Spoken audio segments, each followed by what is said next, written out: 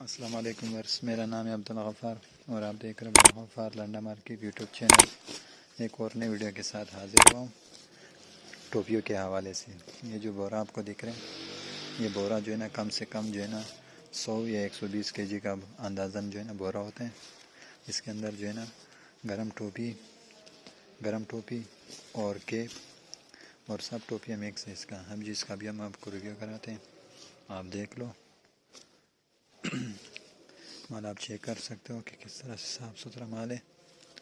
ये देख लो, ये देख लो,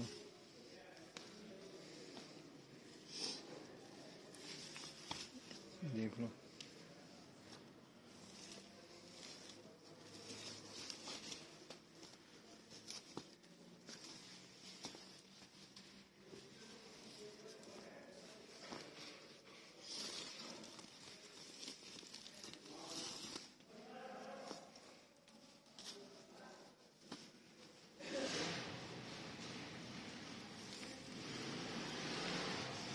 यूके का डायरेक्ट बोरा है और गरम टोपी केप और गोल टोपी ये सब मिक्स है इसके अंदर। ये यूके का डायरेक्ट बोरा है केप के हवाले का, जिसका भी हम आपको रिव्यू करा रहे हैं कि आप देख लो कि किस तरह से माल है।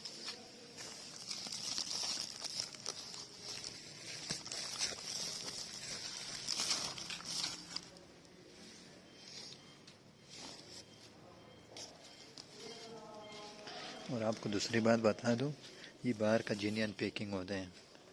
ये देख सकते हो जीनियन पैकिंग में अपने, ये देख सकते हो